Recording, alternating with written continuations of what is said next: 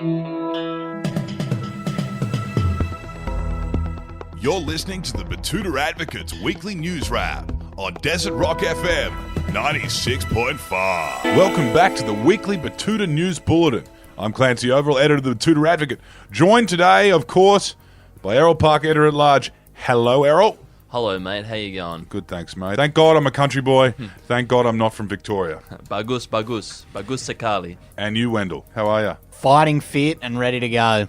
Good. Well, it's great to know that, we are taking this second wave seriously in Victoria, and they have banned AFL journalists from joining the teams in the hubs in New South Wales and Queensland, which, in my personal opinion, is fucking funny. What have we got up first in the news bulletin this week, Wendell? We're going to start off with the biggest story of the week, and that is Melbourne security guard fucks entire city. Really boosting his numbers there. Yeah, you could tell he's completely fucked the state and the border towns too.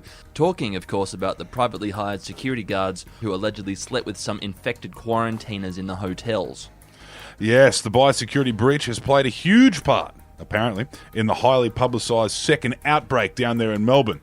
This has led Premier Daniel Andrews to admit that maybe they shouldn't have given so much responsibility to blokes being paid $17 an hour cash in hand for a dodgy private contractor that was given 24 hours notice that they would be in charge of quarantining the second biggest city in Australia. Yeah, who would have thought that would end badly? Now, we'll move on to our next story, which is from the same part of the world, and police on the New South Wales-Victorian border have been quizzing motorists by asking them to identify deep-fried potatoes. Yes, that's right. Call it a potato scallop, and you will be granted safety into New South Wales. Call it potato cake, and it's bye-bye back to Coronaville. A simple yet very effective test. I know that when I was growing up in Hong Kong, we referred to them as potato pucks. I know in deep far North Queensland they call them potato rissoles, which is just classic. Some interesting little cultural quirks there. Now, a bit of international news to break things up, and Ghislaine Maxwell has asked her guards why her jail cell has been covered in plastic and left unlocked. I believe it's pronounced Ghislaine. Very confusing. Yes, the girlfriend and alleged accomplice of the late notorious pedophile Jeffrey Epstein has been arrested, and upon her arrival to the New York jail cell, she said she was surprised at the strange treatment she received. Yes, given that she's going to start naming names now that she's no longer protected, I think it's fairly safe to say there's a few people who might want her dead. Maybe a certain ex-president of the United States, maybe a current president of the United States, maybe a prominent media baron that owns 70% of the Australian media market through print and Sky News television. We'll just have to wait and see. Next up and back into the international news, and the Prime Minister has offered up some advice for the nation's younger people. He said, the sooner young people understand that they're fucked, the sooner they'll be happy. Sage advice, I think. Take note, Wendell.